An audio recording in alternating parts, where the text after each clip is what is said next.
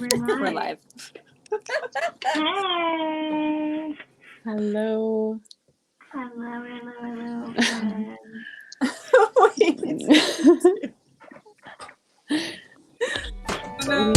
Sitting, standing, waiting, you wonder.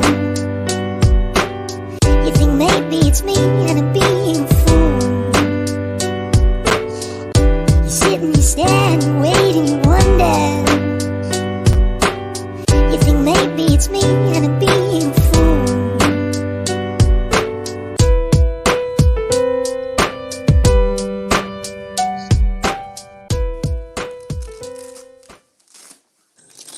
Oh, it keeps cutting out.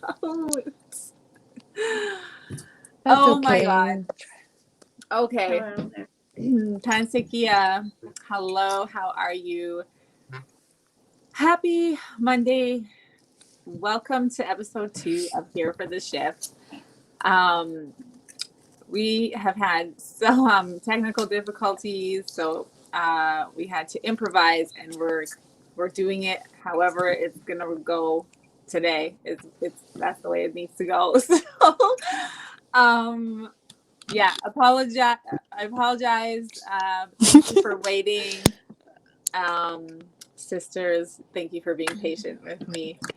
Okay, hello, my name is Rachel Yakikut. I am a descendant of the Willow Cree people from Saskatchewan, as well as the Métis people from the Red River area in Manitoba. And I'm one of your co-hosts today. So thank you for being here. I'm a member of the Beauties and Okamasas Cree Nation.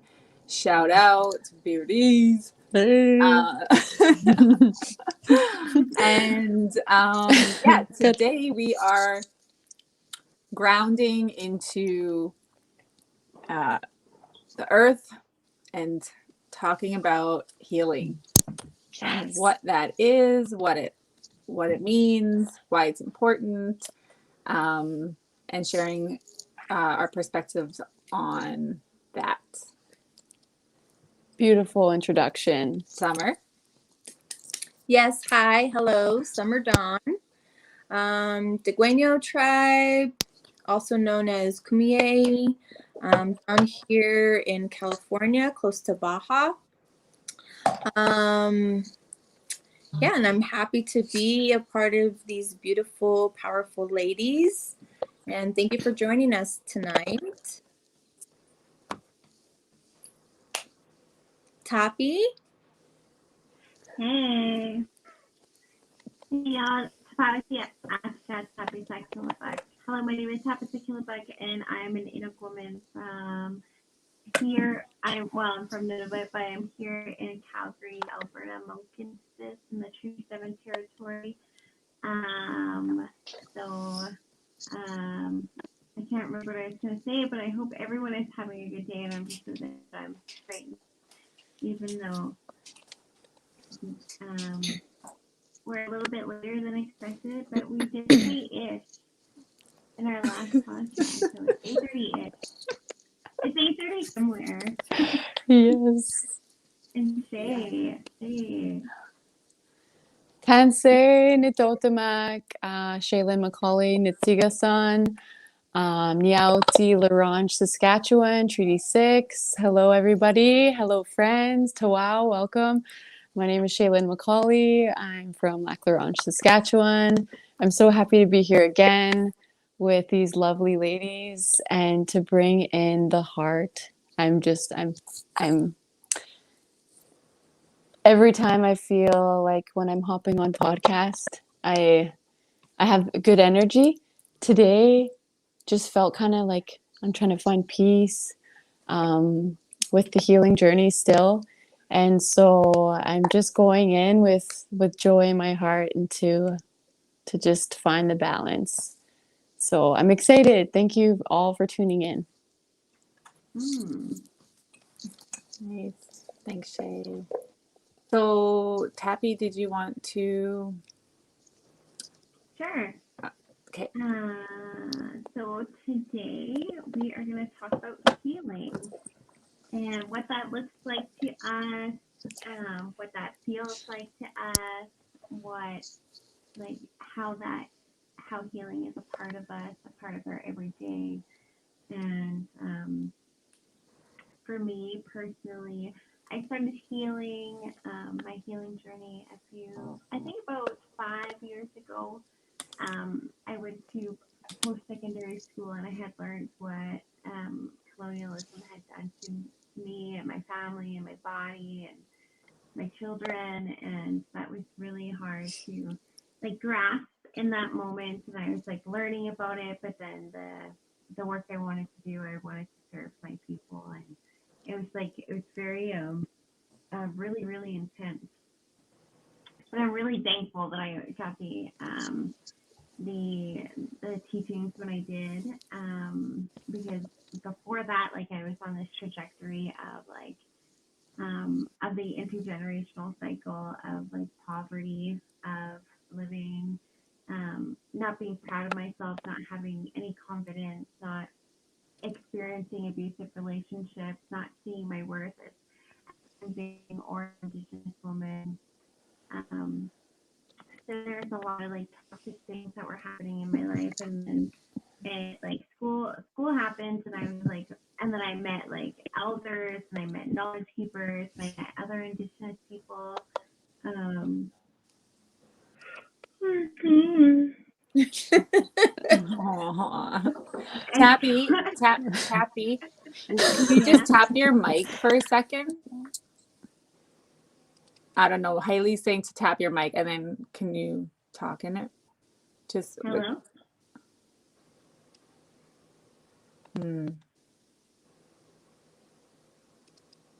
Oh, it's not muted or anything. Should I ask Berkeley? Can you hear me now? No, I don't think it's on. Is it on when you go to mic? Yeah, I'm gonna go check right now. Okay. Sorry, I just I know I can hardly hear you, but I also don't have anything cooked up. Oh, it was hooked up to my beat. Doesn't. Okay. Cool. Thanks, Oh, Haley. Awesome. There. Thank you, Haley. Thanks. Podcast Thank you. start. Okay. Oh my gosh, sorry I to can't even interrupt. hear you. It's okay. Thank you. Hear you better. So yeah, so I learned a lot of things about myself and what had happened to me, and it was just like more of like what happened to me, and versus like what's wrong with me. And I think that was a big lesson in my healing journey. So I took that information. Oh my god. Are you boring yourself, Haley? I mean, Haley, are you boring yourself, Tappy? It is 9 o'clock and it is my bedtime. Like I'm asleep at this time usually, so I'm trying to like wake up. But my journey is not boring. It's beautiful. But yeah, I'm tired. I have 3 kids. I got a baby. Anyway, hey, Nope. so yeah, Out. so it was a really important part of my life at that time where I was just like, you know what, I need to change something, and I kind of like, and I think even before that, but like I realized that I was always worried about what I didn't have, like, and I was worried and I was worried and I was worried, and I decided like without, oh my god, without naming it, I'm so pathetic. that No. that I wanted to be grateful for everything that I had. So I stopped worrying about what I didn't have, and I just flipped the script, and I was just like, you know what? I'm thankful that I even have like a roof over my head, or I'm thankful that I get to spend time with my kids, or I'm thankful that I have this job, or I'm thankful that I have the relationships that I have. And I think a big part of that was like also just getting rid of the relationships.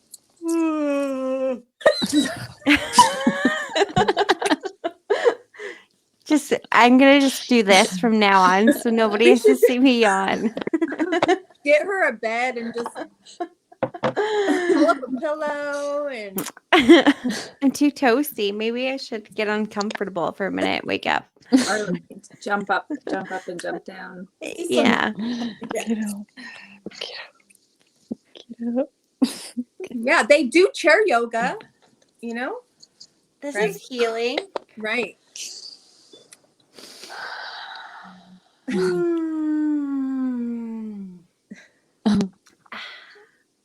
Okay, now that I'm a little bit happier, no one's gonna take me seriously because I keep yawning at my own story. I'm so sorry. Just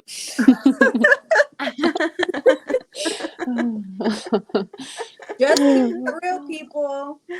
Just keeping it real. This is what happens when you have kids. What was I saying? Oh yeah. And then I started being grateful for everything that I had in my life, and that really made a big difference. And then I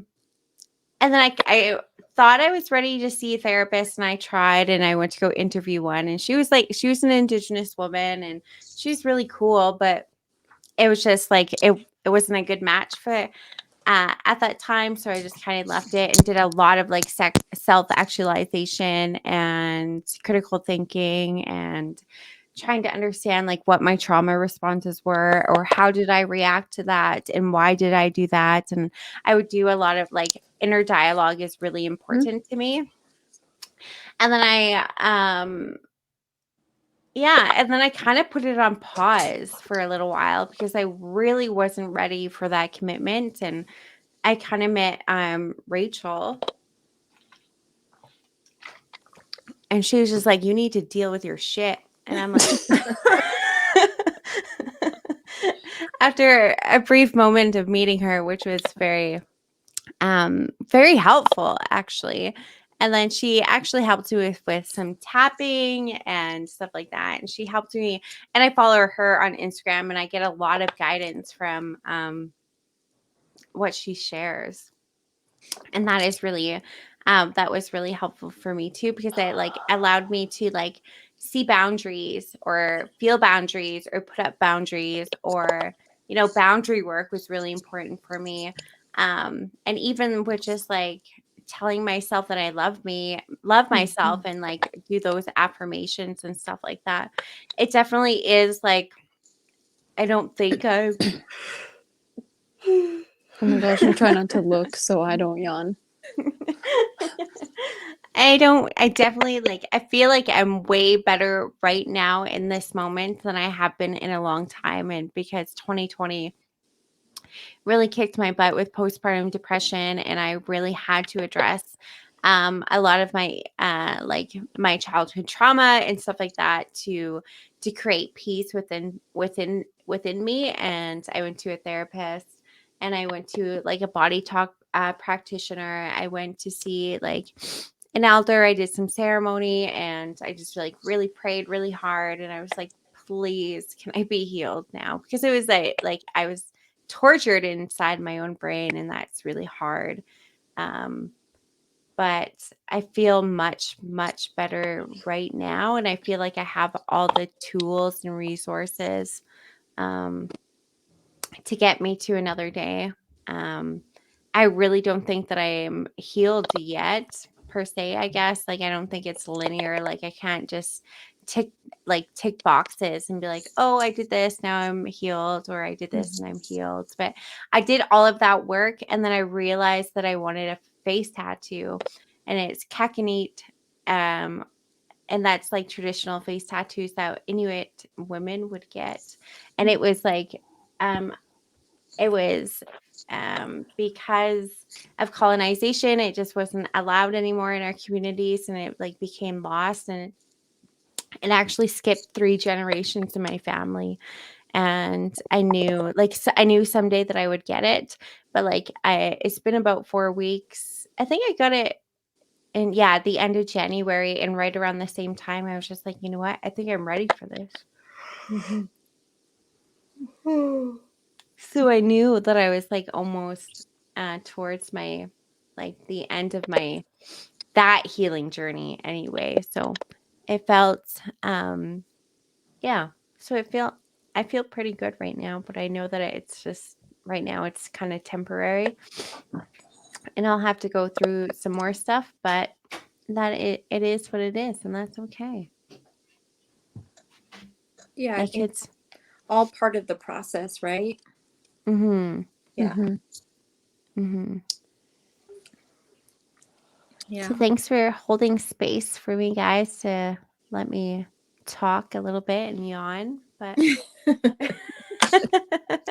Thank you for sharing that. Yeah. I totally relate Yeah. to a lot of the things you said. Yeah. I think healing is a continuous journey and we're going to be going through it for the rest of our life, and Exactly. um different aspects in our life will give us different types of healing, and I just think it's a continuous journey. But like you said, like now you have certain tools that allow you to understand your healing and to understand the process, and I think that that's so important. And with everybody, I think our tools are going to be different. So like our toolbox is just going to look different, and that's kind of like I like to use visualization a lot, because for me, I'm like a visual learner, and so that's how like I understand my healing. And in understanding like different situations give me different tools, and I'm able to like put that tool in my toolbox, so I know if that situation ever arises again, I have that tool that I can use to help me navigate through that situation or help others navigate through that situation, you know? Yeah. Oh, I Yeah. love that. Mm-hmm. I I have think- like the same kind of thing, but with like baggage. Like, because I like to use the visual learning too, especially when I'm like talking with younger people, and it's like backpack theory. And so like imagine just a backpack, and you throw your problems into that backpack, or you throw things into there, and it weighs you down. Sometimes you just got to take the load off and like or empty out the backpack and deal with those things, you know? right. Yeah. So like that's sort of the thing, like I could totally relate to what you share in that analogy in that way. Yeah, definitely. I think there's just one more that I use like every single day. There's two that I use every day. So there's one where there it's like a cloud, and when I need some good positive words, I pretend that I'm vacuuming from that cloud all of the positive words that I need in my life right now. So I like take that and I'm like, yes, I already have these tools. I already know this stuff, and I'm just going to take it for because I need it right now. And then another one is my mental mantle. So like I picture this like humongous brick fireplace, and then there's a fireplace, and then I have this big mantle over top of it. And on this mantle are things that I cannot deal with right now, or it might be not ever, or things that I need to accept for what it is. Like if I have unresolved issues with another person and I can't deal with them and I worry about their feelings or whatever, I can't, like, that's not for me to hold on to. So I like pretend that it's a book and it goes on to my mental mantle. Eventually, I'd like to take it off my mental mantle and put it in the fire. But until I'm ready to do that, I just leave it on the mental mantle. I love that. Yeah. Yeah, That's I like that. such a good one. That's some good stuff. Mental. Yeah, especially with the fire, like love it. Mhm. Got a little tobacco tray too. Just kidding. Yeah. That's good because, you know, like you can visualize the things that you still have up there that still need healing, that you that just need to stay up there just for a little bit longer, you know. Yeah. And then when you're done, just burn that shit and get rid of it. Mhm. Yes. That's my favorite thing to do is burn things. Burn it. Yes. Yeah. Every full moon I burn shit. Yes. Even like with cutting your hair. Yeah. Like, man, 5 years of trauma in this hair, but like 5 years of growth. Like honestly. And the reminder of when like we braid our hair and the value within it, you know, and that strength. And like my hair is a big part of my healing journey. And I don't know if that relates to any of you, but like burning it on the full moon, and really just letting go of, yeah. Mm. Yeah. I was thinking about tapping to mantle. I like that because when I do work with clients around trauma, it's this technique, right? Tearless trauma technique, it's called, where you're working with somebody to relieve the emotional intensity that came with that trauma, or that set off something inside their nervous system, right? This reaction, these chemicals being released in your body. And so what we do is we actually do a technique where you take part of that trauma, or what that was, and you do it in pieces where so maybe at the beginning they have it like they have it across the room, where that feels comfortable for them. That's a comfortable space in order to kind of talk about it and tune into the emotion of it. And then we do the techniques so that they can feel resolution around that. And then you start to bring that a little bit closer. Then maybe it comes, 2 feet closer, or it comes, eventually comes right in front of you. Then you get to the point where you're actually able to be with it. Mm-hmm. And that takes a process of continuous, what we use is tapping. So you're tapping on these emotional aspects that have been just like completely inflamed around the experience that someone has had. But then when you get to the place where you can actually sit and be with the traumatic experience, or the experience that happened, the person feels so much lighter to even be able to say, this was a really difficult experience.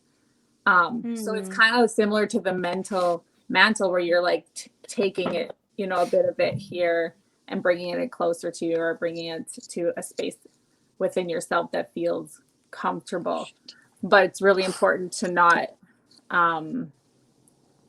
like leave it, right? And avoid it, and forget about it and bury it, cope with it in other ways, right? Other unhealthy coping mechanisms that we sometimes fall into. And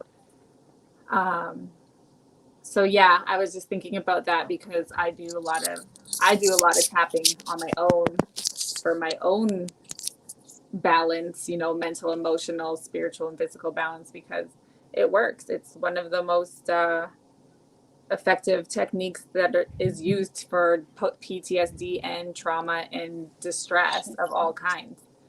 And it's so fucking easy to learn, and anybody can do it. Even kids can do it. But people just don't want to sometimes do that work. So, which is fine. Everybody's going to do what feels right for them, and everybody needs to do what feels good for them when it comes to their healing journey, because it's not ever going to look the same as somebody else's. Mm-hmm. Are you okay, Shay? I don't know if she could hear us. I think her internet's glitching a little bit. Can you hear me? Yeah. Sorry. Yeah. Okay. Wait. Rachel. What? Can you hear us? I cannot hear Rachel. What's going on? I can hear everyone else. Today is like technical difficulties from hell. Yeah. Anyways, I'm so sorry about this. Kristen The says she aliens must be fucking with us. hey, Yes. don't blame the aliens. I have so much stuff waiting to be thrown into a fire. I have Yes. so much fun waiting to be thrown into a fire. Let it burn. Throw that shit in the fire. Mm. We just had a new moon yesterday, and I did a really beautiful ceremony, but today I was so tired. Like, felt like I don't know. Felt like the beginning of winter or something. It's weird. Mm. Yeah, I've been so tired all day and just not ready. I'm just not ready. I was not ready to like work or put effort into anything, but I'm glad I'm here. Me too. Yeah, me too. Me three. So, have you guys always been conscious of, you know, or like attracted to the healing path or the journey of evolving in that way where you knew that obviously we don't always stay the same, that's but that we're responsible for that. Okay, what's the question again? Like, were you always kind of aware that that was the kind of path or journey that you were on or choosing for yourself, or did something happen that was kind of a monumental thing in your life where you're like, hey, maybe I need to do something about my life? Well, when we were discussing, topic, and we were sharing as a group, and we were discussing, I can talk about this, right? I could Yeah. talk about what we were discussing as a group, right? No. No, Summer.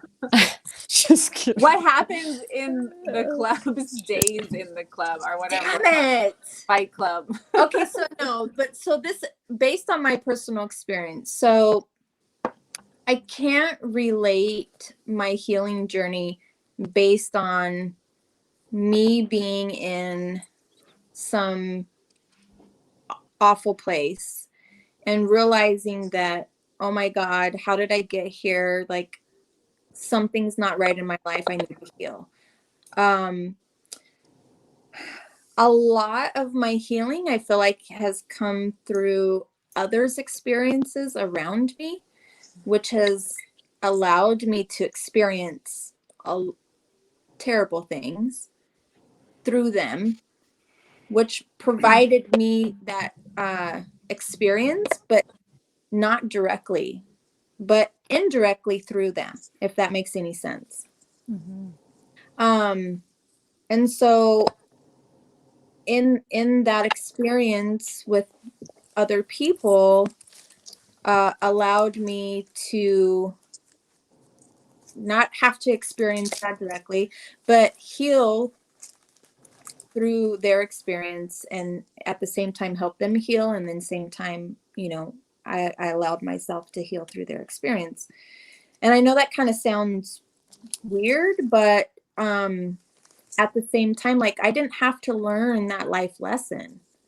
That life lesson, that person had to learn that life lesson. I was able to witness that life lesson and experience on the outside looking in, and realize, yeah, I don't have to do that shit to have to learn that lesson.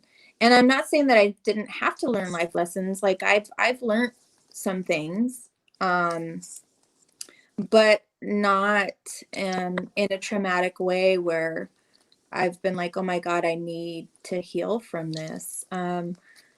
But experiencing traumatic situations and events through others, and then realizing that person needs healing, and now I need some sort of healing because of it.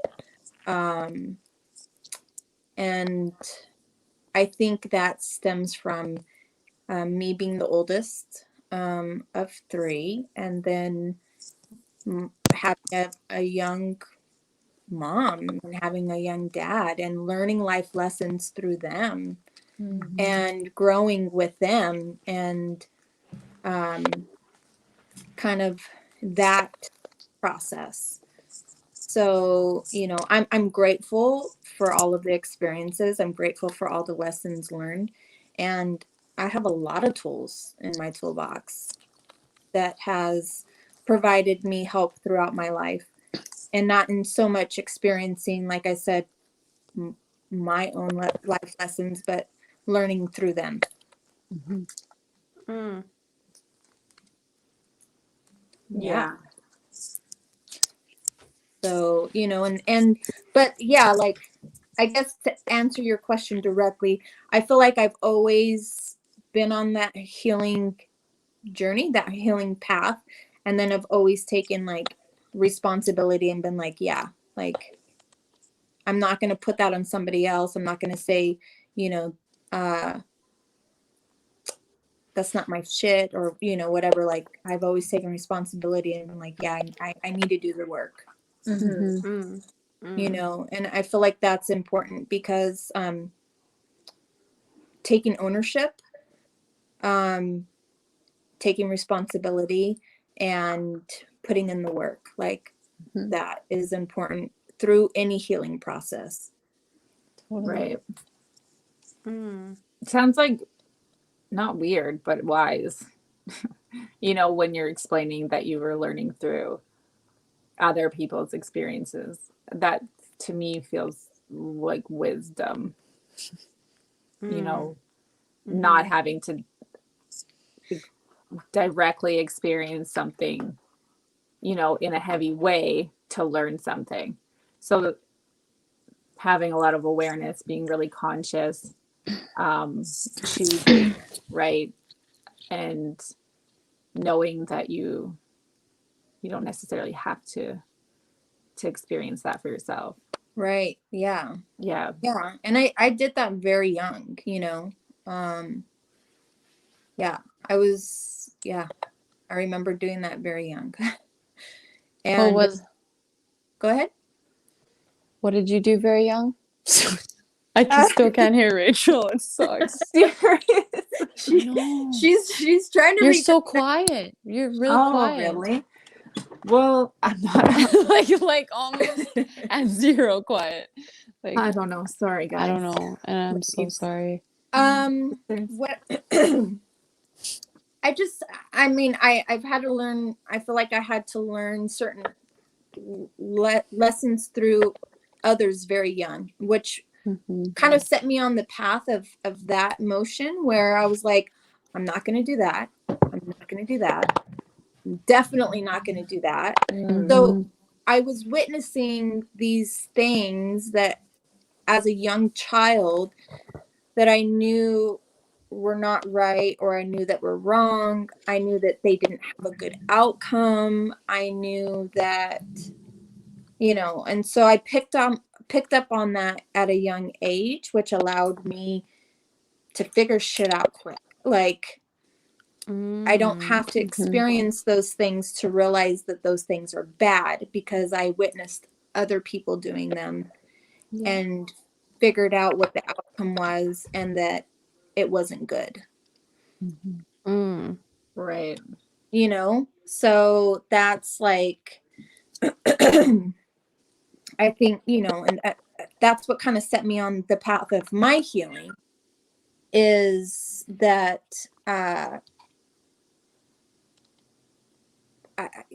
that's just the pattern that it created as a young child for me in my life. I think I love how you said that. And I was trying to think back, and I always knew I wanted something different, but I don't know if I knew that it was healing that I needed. From a young age, I knew that I was going to do things differently than my parents or the folks in my life and what they were doing. And I was just like, I want more, or I want a job, or I want, like I wanted other things that my parents didn't really have. But I think that just came with like that responsibility of wanting more. It's like I had to heal. Um, I had to heal. So I thought that, yeah, thank you for sharing that. I think that's really, really cool. Yeah. Mhm. And I wanted to say something about what you were talking about too. And I think that you had changed your focus to thinking about all the things that you did want and the things that you didn't have, and then changing that focus to gratitude. Mm-hmm. And I think that's what really changed a lot in my life, is where so many people get caught up on the things that you want to change and the things that you don't have. But then you create this pattern that you really don't realize that you're creating. All your focus is on what I don't have and what I need. And, you're kind of like in this mindset of like, poor me. Mm-hmm. And you don't realize, but you end up staying there. Nothing changes. And you end up creating this cycle. But Mm-hmm. if you change your perspective to being grateful and gratitude, it's amazing how things can change. And it's Mm-hmm. not just necessarily our perspective, but it's what our thought process, what we're putting into. It's what we're putting into, what we're thinking. And now that energy is not dwelling on the things we don't have, but our energy is being pushed towards the things that we are grateful for and the things we do have, which in return give us more. Yeah. Totally. Yeah. Yeah. Focus. It's just the simplest thing that you can add to your day, that you can add to your life. So many people don't realize how powerful our thoughts are and how that can change in the aspect of healing, how that can change our healing, how that can change our thought process, how that can change our perspective. Mm-hmm. And I think that is one thing that is so important. I think that's really what probably catapulted your healing, was your perspective of thinking into gratitude. Mm-hmm. Definitely. And I think like even in those same moments, and I like felt like I deserved things just kept coming to me. Like I practiced gratitude, and like everything good happened in my life. It was just like I know that it's so related, and I know that it was all my relations. I knew it was my ancestors. I knew that I was being rewarded for switching gears, and I'm just so grateful that it happened. Yeah, definitely. Mm-hmm. Yeah. That's nice. Mm-hmm. And true. So true. Like the focus, right? Yeah. Because everything is energy. So our thoughts, if we're constantly, thinking about what we don't want, what we don't want, we don't want, we get more of what we don't want, right? And then shifting that, we get more of what we want. And it's actually not just so much our thoughts, but because our emotion has so much power in all of it, right? It's our Mm-hmm. emotions that uh, help create the things that we experience, because we're feeling that.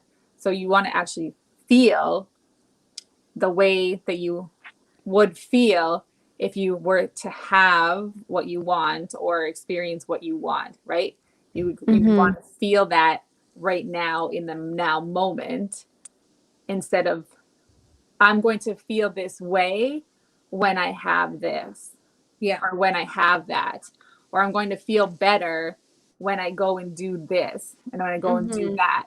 When we're really just separating things from ourselves, right? And it's about coming back to ourselves and remembering that it's all within us. So when we feel that, we feel in the moment, we feel what it feels like to be appreciating something, or to be grateful, or to feel deserving, and to feel like we're worthy, and to feel, just um, all of those things, grateful, then we just, it's a natural law to attract Yeah. that and to embody, you know, all of those things that we really do want to feel and want um, have for ourselves and for the people around us, because it's like a rippling effect. So Right. I like that. It takes a lot, or not a lot, but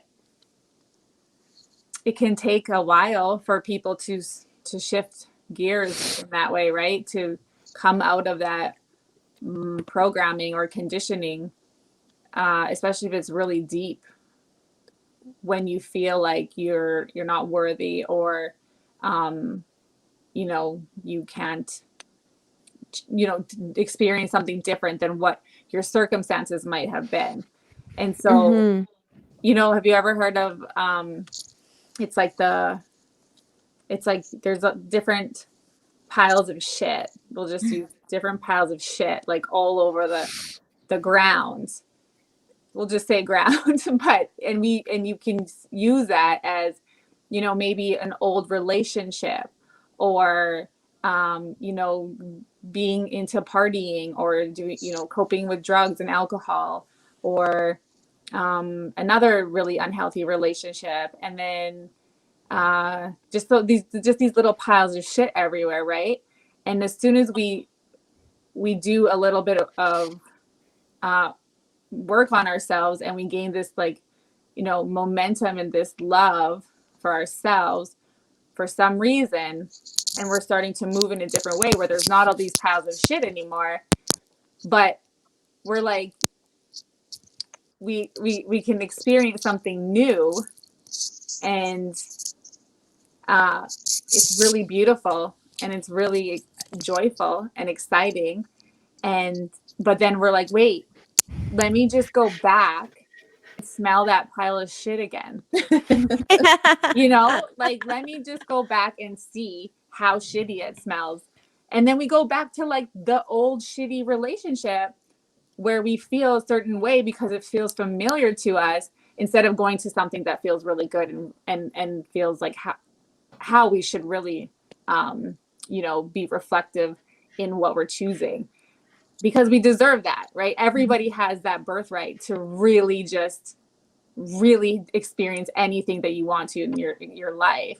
But it's like, no, I'm just gonna go smell it and see if it still stinks, and you know, make myself feel shitty again, and like I don't deserve something else. Mm-hmm. But I'm that person. like Right. like I was that person that kept going back to smell the shit, and then you just get tired of your own shit, and you're like, you know, you finally say, okay, what do I need to do here?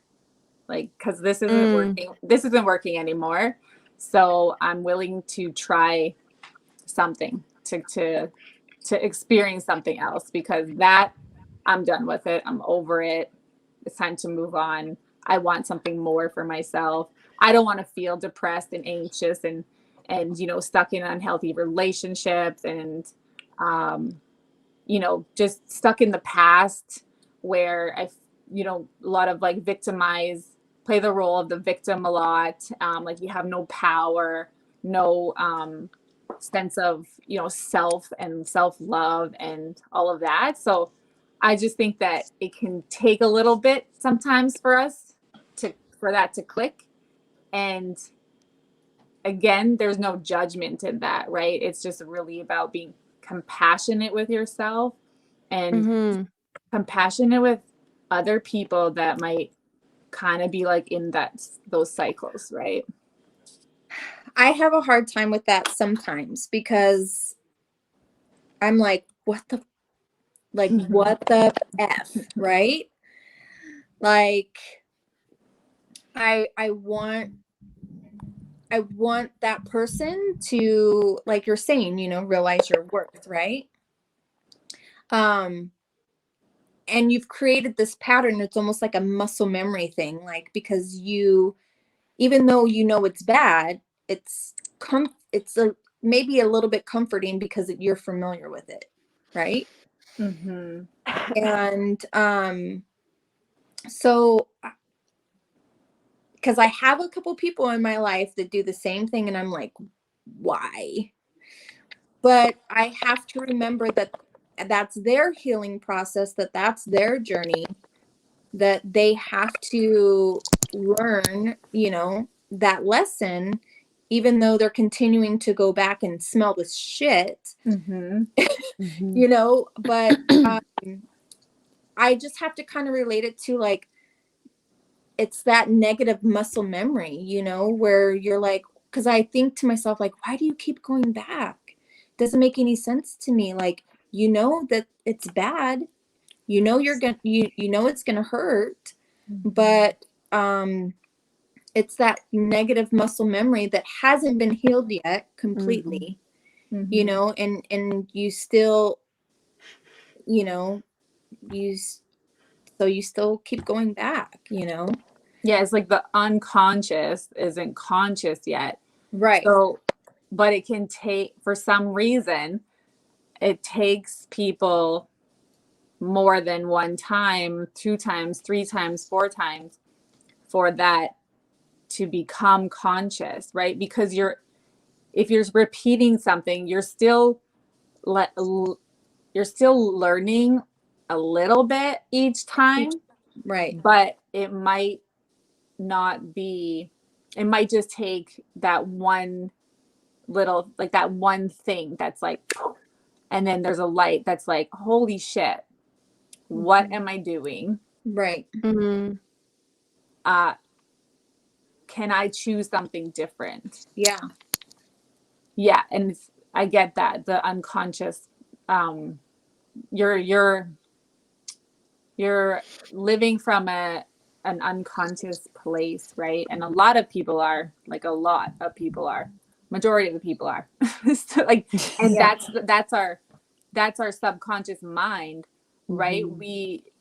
Our experiences are created based on our subconscious mind, which is 95% of what our conditioning is and our programming is, and the things that we've witnessed or seen or experienced when we were small. Mm-hmm. And so we're only using 5% of our conscious mind to be like, oh, I'm going to do this and set this goal, and then I'm going to reach this goal. But then we go to achieve that goal, and we fall off, and we get scared, or we have, procrastinate, or we have all these other things, and we're like, well, why can't I ever, like, do anything? I'm a failure. And it's because your subconscious mind has all of these limiting beliefs and all of these unconscious, thoughts, belief systems, especially, where you don't think that you can achieve something. You're not smart. You're not, worthy. You're not good enough. All of those things. So then we kind of like fall back into those cycles of repeating things over and over again until it becomes Yeah. conscious. Yeah. Mm-hmm. Yeah. Totally. Shaylin, I would love to hear about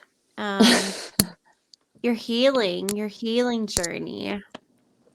What you up Yeah. to, girl? Well, thank you all for sharing. Like, I really can relate to a lot of the things you're saying, even though I couldn't hear Rachel for the past 20 minutes. That's okay. I feel like maybe I wasn't supposed to hear all that yet. I don't know. Kind of tripped me Mm. out a bit, to be honest, because now I could hear you just the last couple minutes of that, and so I strongly believe that, like, the healing journey is still a process every day. Every forward thought, every forward step, physically, mentally, emotionally. Like, I feel like I've put myself a lot to feed into a lot of situations, um, and have went in either with an open or a closed heart. Like, I've definitely had my heart broken a lot of times, to the point of, like, reverting, like going into it, and like exactly what you were just talking about. Like, I've put myself in those situations, and I've had my heart broken a lot, and I guess that's just the learning process, you know, of those like it could be a variety of things, intergenerational, you know, like learned behaviors. um you know, it could be those belief systems of ourselves, accepting the love we think we deserve. Mm. You know, that is Mm. a huge one for me. um yeah, that, like, accepting the love we think we deserve, that's a big for me, because I'm all about, like, I guess I could say decolonizing love, like putting love into a lot of things and not setting those boundaries for myself. That's super important lesson for me, is setting up boundaries so that I protect myself and my power, never abandoning myself when I put 2 feet into something, Mm. you know, not leaving that scared inner child.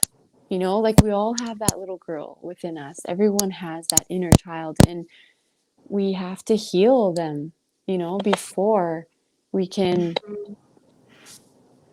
move forward with, like, throwing that shit in the fire to, you Yeah. know. um yeah, so intergenerational trauma, breaking the cycle, like that's a huge one for me right now. And like I'm only gonna be 23 in May on the 5th, and I was telling Tappy that, like, spring is like regrowth, new beginnings. Like it's a beautiful time for me, and I always feel like I've accomplished a lot every time I go into that season. I try not to look back with like resentment or regret, but gratitude, you know? Thank you for throwing that shit in my face or whatever, you know? Um, just accepting that, like, taking that accountability, like Summer was saying, being responsible and having integrity, you know? Believing in Mm. yourself and following through with what you say, you know? Um, there's so many things that I'm trying to focus on within this healing journey, but just being patient with myself and reminding myself that I have two women, that, like, two young women that are gonna grow up, right? And they're gonna look up to me, and they're gonna watch me and how I treat myself. That's the most important thing, is how I treat myself, and how I treat other people, and how I treat them. And so, and who I bring into their life, you know, like there's so many things. And so that's that breaking that cycle, that intergenerational healing. Yes, we have intergenerational trauma, but we also have that intergenerational wisdom, and just bringing that identity in. I know that, like, for years now, dance culture and recreation has, like, been a part of my life to go to for that healing. And I feel like a lot of us young people are, we don't have that spiritual awareness, like that consciousness that you were talking about, Rachel. um, we're all kind of wandering, and like, I'm not everybody out there, not everybody, but, like, I find that we're kind of all trying to find balance. And so how do we do that? What works for us, right? um, but culture, bringing culture back into my life, like revitalization of the ancestors, ancestral knowledge in a contemporary world. We live in a modern day now where trading with tobacco is, what are you doing? You know, like, you're a modern day Indian. Like, I've had that. People tell me that. Um, but no, like, just bringing that ancestral knowledge back into my life and revitalizing language, that's therapy to me. It's a deeper understanding for me, and it opened up another dimension in my life where I could I don't want to raise my children through just stories.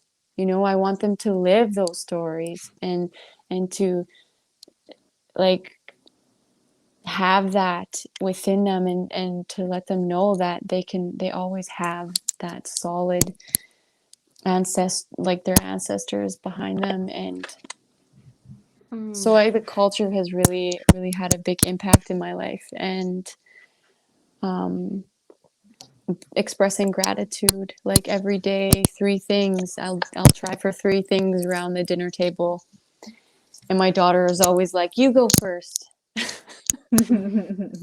or she or she'll tap on my partner and say, "It's your turn," you know, even though she's such a she likes to listen to what others have to say. And I think that's what kind of the healing journey she's on right now, is really listening, right? But also resiliency is super huge for me, because it's resiliency is defined that when we go through a hardship in our life, and we can rise again, right? We can get back up. But it's I don't know if it's supposed to come out right now, because I can't, like, it just totally zipped from my mind. But you know what I mean when I talk about resiliency. Like, it's more than just getting back up, you know? It's not just overcoming, it's becoming. It's like, you know, it's the people that we become when we go through those things. And so, like, when Summer was saying with like when we do it again, and like it's that, like, what did you say it was? There was a word. It's like a muscle memory kind of. Yeah, the muscle memory. Like, and then Rachel with like the thoughts, like our thoughts create our realities. And like, we're living other people's dreams and all of that, you know, like with this, like, holy crap, with everything out there, like policy and all that, like. And so those journeys, and like, not everything's going to fulfill our purpose in life. So we have to fulfill that in our way, and really follow the heart, but really take care of your heart when we're doing those things. And so, like, I love that Rachel does tapping. I don't know what that is, but what comes to mind for me is all of my chakras.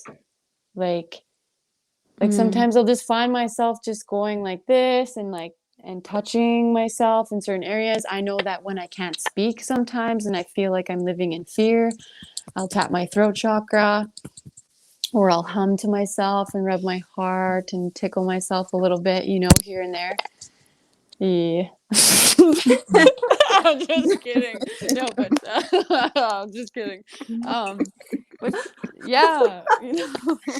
It is. I was waiting And for it. humor is healing, biggest It's thing. a stress reliever. But like, humor in general is just healing, right? And so, yeah. But I hope I shared a little bit with someone out there who's listening and that can relate. I can definitely like say that I'm still learning and growing every day. Yeah. And I'm excited for the healing journey. I feel like just finding that peace. Hey, my glasses on. Yes. So for years, I feel like I've been going back and forth of healing and reverting. Yeah, we do that a lot. Yeah. Yeah, I think it's normal at this point. Some days I feel so good, and then some days I'm like, I need to not be well right now. And I just need someone to take care of me right now. Like, I can't. Yeah. And I'm okay with that. Like, Berkeley, my partner, he just takes care of me and our children. And I'm just like, honey, I can't do things today. And he's like, that's okay. I got you. But So I think that's a part of your healing where you're recognizing, which is one that's is very important, and then you're allowing yourself to be vulnerable, and then you're opening yourself for help. So that's your healing. That's your journey. You know what I mean? And Exactly. it's so good to you have to listen. Your body's going to give you signs. Your body is going to give you physical signs that you're not healed. Your mind is going to give you signs that you are not healed. Yeah. You know, that those come in ways of thoughts, and then you will physically manifest sickness in your body Yes. and will tell you that you're not healed. Well, disease, disease. Yes. So it's so important for us to recognize, like Toppy, you know, recognize that you need that day and you need that moment. Like, I'm not well today. Like, allow yourself to be vulnerable. I need help. And then opening that door for help. You know, I think that's so important.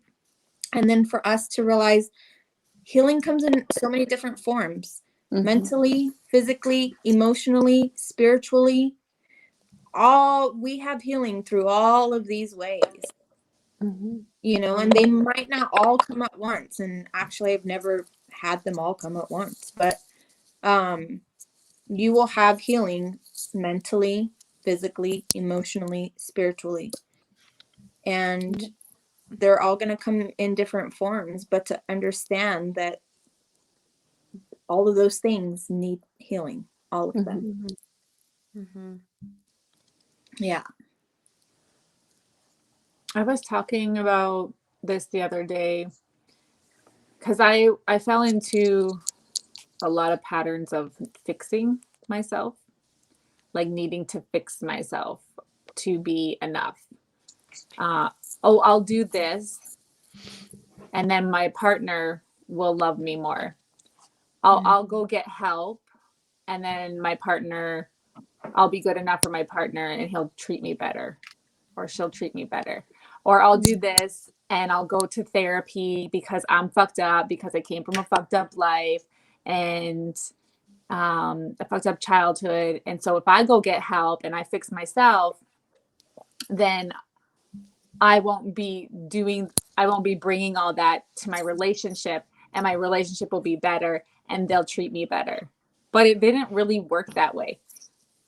It was more, it didn't matter what I did to fix myself or how I did that. They still treated me a certain way because I still didn't love myself. Yeah, the healing wasn't for you. So the healing, it wasn't about fixing myself and doing anything to be better and that there was anything wrong with me. I had to learn how to love myself and love those parts of me. Yes. So it's not about fixing yourself, it's about loving yourself. Yeah. And I think that sometimes we can get caught up in thinking like, I'm going to go to, do all these things, all these external things, right? There's healing modalities, there's, ceremony, there's therapy, whatever it is that people choose to go seek how to reconnect with themselves or, find out, what that is to help themselves in those ways. And I don't knock anything that people choose. But I learned that it's more about loving and accepting yourself and not feeling like you have to fix and change yourself for somebody or something. So Yeah. the external thing teaches us to like really just come back to ourselves. So it's a remembering. So healing to me is remembering who I am at the core, Yes. at a soul level. Yeah. And then it becomes easier because when you go through something or you experience something, the way you process it, you're observing it now. You're the awareness of it, right? We're the awareness of our thoughts and our emotions. We're not them. So if you think about it, we're not the ones thinking and feeling. We're the ones observing that. We're the ones, Mhm. you know, listening to that, hearing that, watching that. And so when you're in that space, then if you go through something, it's a lot more gentle to allow that to process through you, because emotions are meant to come and go, not stay with us. And then we hold on to them, and we're mad and resentful and we're angry and we're bitter and blah blah blah, and we carry that shit like into everything, right? Then we end up projecting that out to other people and into our experiences. And it's really just, again, about ourselves, coming back to ourselves and looking at what that is, where those wounds are, and where we need to really just love those aspects that need to become reclaimed and loved, and just like, we're not pieces. We're not broken, wounded fucking women that need to just like, oh, I need to fix myself and blah blah blah and be, and all that shit. Fuck that. Like, we're the divine feminine here to reclaim all parts of who we are at a time where we are transforming, and we're here at a time where the human consciousness is transforming like never before. And so it's like, what, we sit around and just like be wounded and feel victimized all the time? No, it's just like stepping into our power and remembering who we really are. Mm-hmm. Yeah. Nothing needs to be fixed. Love But that. Kristen, be really gentle with yourself, because there's nothing wrong with going back and forth. Yeah. Mm-hmm. Melissa, like the analogy of the ship. It's hilarious. And Kristen has a question. Anyone want to read it? What helped each of you slow down, Grandma? I got my glasses on. Okay. What, Thank you. what helped each of you progress in the state of healing along with self-awareness?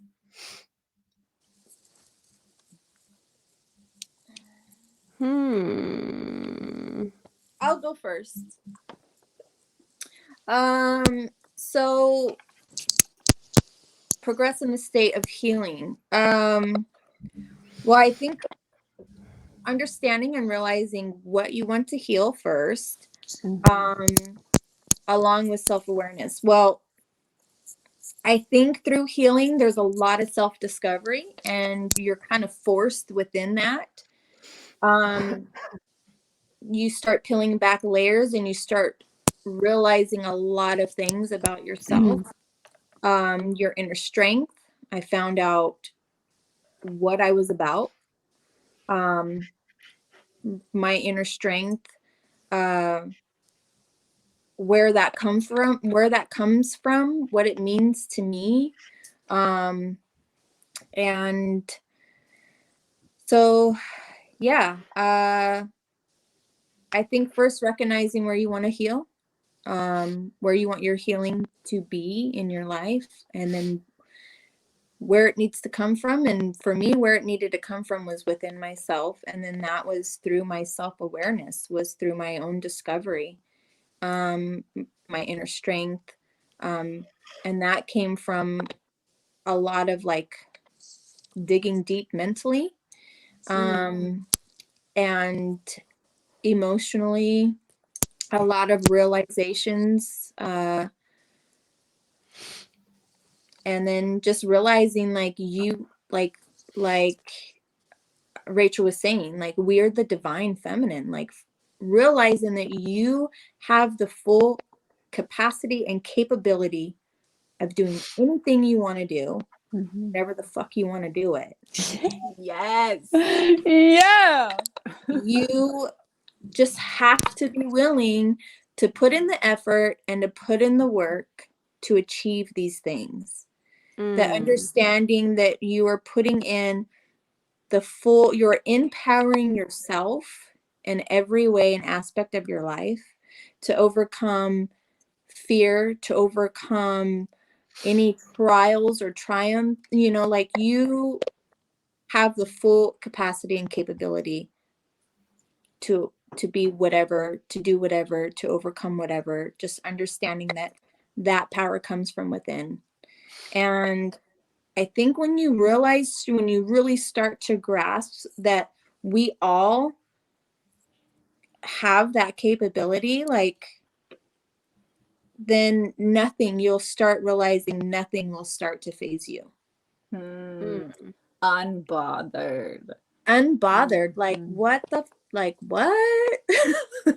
Yeah, because because you know to take responsibility, and you just take that responsibility. You're accountable, and you're like, okay, so what the hell is it that is being shown to me, reflected to me about myself Right. in this experience, right? It's never going to be about blame.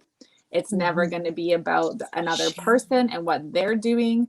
It's all just like really taking that shit and doing what you need to do with it. Yes. For me, it was the very first thing that helped me with healing was getting my spirit name. And I was like on a really fast paced road at the, age of 19, 20, 21, and struggled with cocaine addiction and, drinking, and caught up with like gangs and stuff. And I remember my dad was like, so, invited me to go to a sweat, and I was like, nah, I don't know, I'm good. And then because I was too busy getting high, right? And then I think it was one of my cousins had lost two of her young babies, small children, and going to those wakes really set something off in me. And so I ended up going with my dad, who was on his own healing journey at the time, and got my name eventually. And I think about 20 years old. And that was really very meaningful to me. It changed me in a lot of ways to help me connect spiritually, which I had felt really disconnected from within the, age 18, 19, 20, when I was kind of into drugs and stuff. And then it, my kids, my daughters, they help me every day. Every single day is different, because if something comes out where I sound like maybe my mom or my dad in an unconscious part of me when I'm as a mother, it's a journey, because you're catching yourself, right? You're like, whoa, is that really how I want to treat you? Is that how I want to sound? Is that how I want to speak in our home? Is that how I want, like, that doesn't feel good in my body. So how does that feel for you? And then it's catching that, and then being with that, and then processing that, and then forgiving yourself for that. And then, you keep breaking these cycles and these old ways that no longer serve you and serve your children, and serve your grandchildren, because you're not just raising your children, you're raising your grandchildren. Yeah. So I think my kids have helped me progress in the most profound ways, when it comes to healing, because I look at my oldest daughter, who's 15, and then my youngest daughter, who's 7, and the way I parented my 15-year-old daughter was based on what everybody else did, what I was told to do, very colonialistic ways of parenting. I did things to make sure that people didn't judge me as a bad mom because I was the only one with a kid out of all my friends. And I didn't want to fuck up once. So it was very exhausting, like the pressure. Now I'm like so different with my younger daughter, but I can see the progression of the kind of mother I was with my oldest to now. And that really helped me with a lot of healing and becoming, more grounded and calm, patient, gentle, comforting, because I didn't experience that growing up, right? There was none of that comfort and affection and safety and love and all of those things. So you have to do the healing work and create that. Mm-hmm. Exactly. Yeah, I think all of that resonated with me. Do not have a spirit name, but like the part about being a parent, I think that is just so important. The advocacy work that I do in our urban city community, it's really important for me to do the healing at this point. And I hear from so many different elders about the work that they've been doing and trying to create a better community for myself and for my kids and for everyone. And I see like they've been doing this work for like 50 years and they're like so committed, and that really put me in perspective. Like if I want to continue doing this work, I'm going to have to heal to keep going because I don't want to give up. Like I have to create and shift narratives for my children, for every Indigenous child. They deserve deserve better, and it's not that I feel like I have to do it. It's just I want to do it. That is something that I'm very committed to doing. So, yeah. It's really intense, but it's really good for me, I think. And even now, like I'm not really drinking. It's almost been 2 years since I have been blackout drunk, and I think that's amazing. Like and I was just thinking about that, like um that's big for me. And it's been 2 years and I didn't really realize it until now. And like we haven't had any alcohol in our house for the last like month, and that's really cool. And like we just want to continue to that trajectory, but we also aren't putting that much pressure on ourselves, like myself or Berkeley or the kids. But we just know that we have like a mission and we're just taking our time to get there. So mhm. That's awesome. Awesome. I love it. Kristen is actually from my community. She's a really close sister friend to me. I call her Shanna. I don't call her Kristen. But Shanna has 2 babies, and it's going to be her 23rd birthday on Monday. Happy So birthday. she's been through a roller coaster of a lifestyle, and I'm so beyond proud of you, Shanna. And so just, honey, take it day by day, like we all out here doing.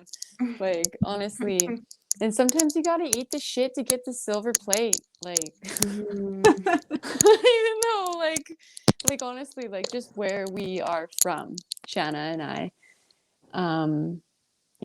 it's up to us to make those choices for how we're going to heal and when we're going to do it, and you're not alone. So Yeah. and honor yourself because you are a powerful woman. Yeah. I know you should be up here right with us. We don't even know you, but we know you are, because We people showed that are up. in this space are in this space for a reason. Mhm. Exactly. Mhm. Yes.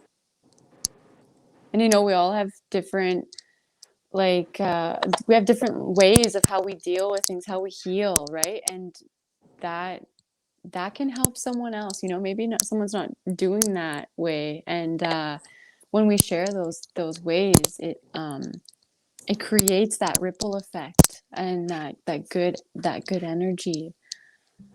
And so I appreciate each and every one of you for sharing everything today.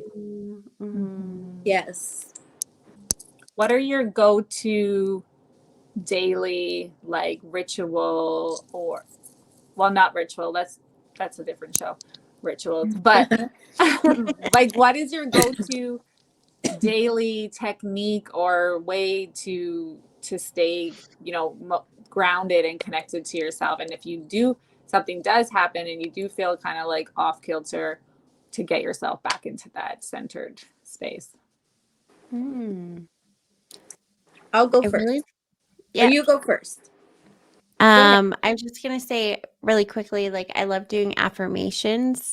I think those are really, really, they make me feel really good. And then I love to smudge. I think that makes Mhm. me feel really good and grounds me. And that's like when I'm able to like be grateful and and be thankful for everything that I have in this world, including the world that I like, the land that I stand on.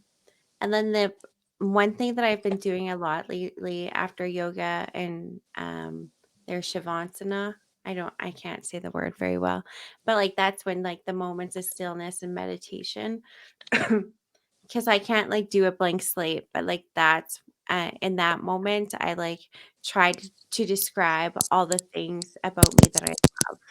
So I say things like, I love my hands because I can touch things. I love my hands because I can pick up my baby. I love my hands because I can hold hot coffee. I love my brown hair because it flies in the wind. And then I just go through that about myself for 5 minutes. And then I'm like, and then I get up and I feel so good. Like I just feel so good because I know that I love myself. So, and I deserve to love myself. And because I love myself, others will love me too. Yes. Mhm. Yeah. So good. Mm. Love it. Okay. Summer. Okay, I'll go. That was beautiful, Tappy, by the way. Thank you. Um so I guess I mean, I've been doing this for a really, really long time, and I really it just resonates with me, and so I just always begin and I end with gratitude, whether it starts with a prayer or just waking up and saying thank you.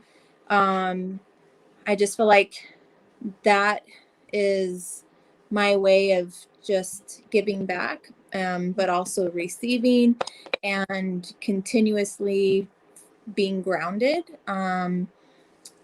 And I do it throughout the whole day. So I go out front and I look at my yard, or I see the birds, or take that first sip of tea in the morning and I'm saying thank you. So I constantly am reminding myself to give gratitude. Watching my son play, just the smallest, simplest things throughout the day to find gratitude, and I do it all day long. And then breath work is really big. If you find yourself anxious or in a situation where you feel out of control, which I hate, but to find that center and focus on your breath. And that's one of our essential parts of life. And so that is something that I'll just make sure I do. And I know this sounds crazy, and I swear I'm going to write a book about it. And I've never said this to anybody before, but I want to call it toilet meditation, because as mothers, sometimes the only time you have a moment of peace is on the freaking toilet. Okay? So take 1 minute. I don't care if you're peeing or whatever, but take 1 minute and allow yourself to fully relax. Like, how many times have you sat in the toilet and like pushed your pee out as hard as you could because something, like give yourself a minute. Like, I do it all day long. Whenever I have to pee, I find that moment and I just fully relax. Focus on your breath. Don't think of anything else. Just focus on yourself. Give yourself that 1 minute of relaxation, no interruptions, and then go about your business. You know what I mean? Like, I swear I'm going to write a book about it. But yeah, I just feel like what was I saying besides peeing on the toilet? Gratitude, your breath. Gratitude, your breath, finding a moment of peace. That is something that I feel like is important, and I do it every day. You should call your book, give yourself a moment of peace, but PEE. PE. Yes, you're gonna co-write it with me. And then we can all buy it and read it while we pee Yeah. on the toilet. While you Yeah. pee, it's multifunctional. Yeah. Yeah. It's gonna happen. You wait and see. It's gonna happen. I believe you. I'm I can't excited. wait to buy it. All right, it was on here. Disclaimer: no one else take my idea. Yeah. Summer Dawn. Peace. Summer Dawn. Toilet. Peace. Yes. Peas and peace. Yeah, that's my to do every day. Mm. Mm-hmm. Beautiful. Shaylin. I definitely can resonate with that. But I also have to say, like, drinking water, fueling my body, like what I consume, how I feel internally is how I'll look, and so just fueling my body with goodness and water really helps me with that. Even just like a squeeze of lemon in it. Oh, sometimes even leaving, like, I know, like, there's different rituals with water, like leaving your water in a full moon, or a lot of women will pray over their water for healing and goodness. That's real deep spiritual stuff right there. But so, like, but it's called water. They have water affirmations, and then you drink it. Yeah, exactly. Yeah, and so that's something that I really enjoy doing. But also smudging, and like smudging with the Cree prayer. I love saying the Cree prayer because I feel like really like I'm connecting to, like, and just talking out loud. Even like I talk to myself all the time. I'm like, hey, how's it going, Shay? You feeling good? Oh yeah, I'm feeling good.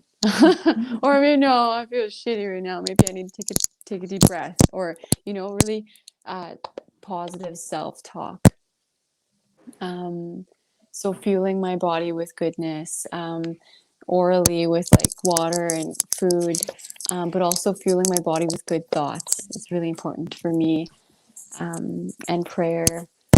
But expressing gratitude is something that I love doing, and I've done it for a very long time now. And so that really resonated with me. yeah, definitely. I love it. Mm-hmm. I love it.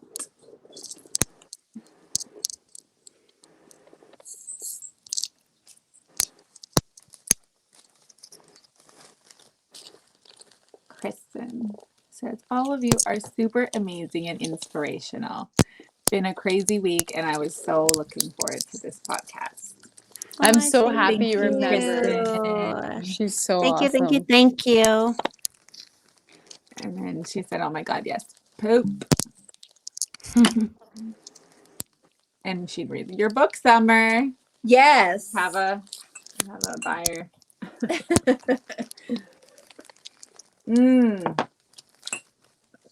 Well, ladies. Well,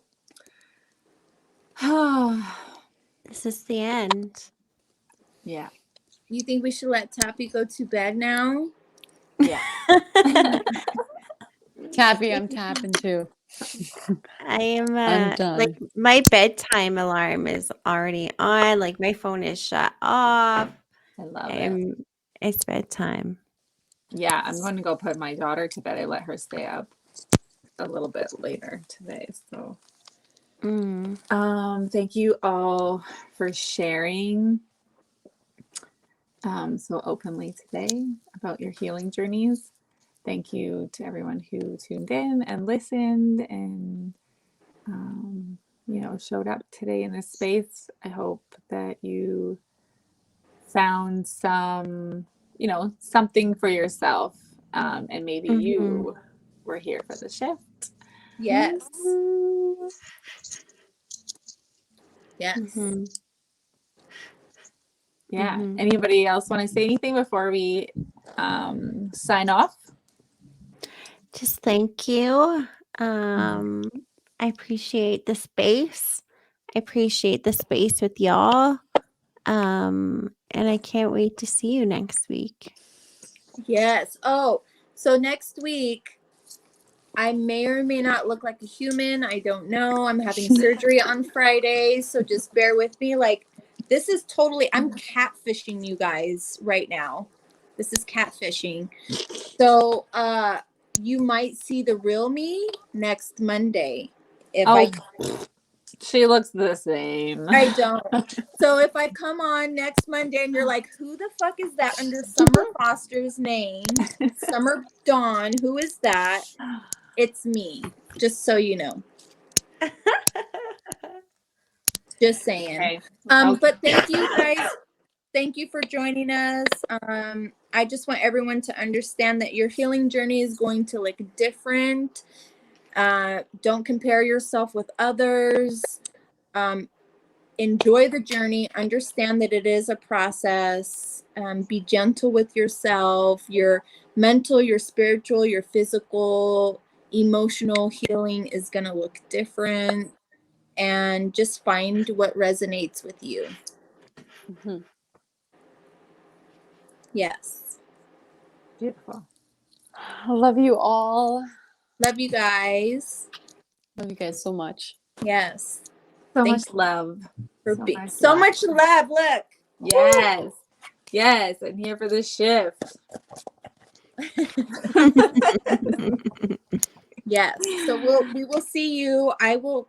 You'll see me somehow. We'll see what I look like, but we'll see you on Monday. Yeah. And we're sending you lots of love during your surgery and prayers for a quick recovery. And yeah. So we'll be good to see you next week after that. Okay. Thanks, Mel, for watching. Love you.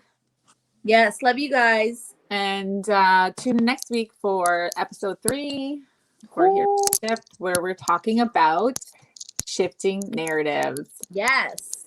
Have a great week. Be well. Take care. Sending you all love. Peace. Peace.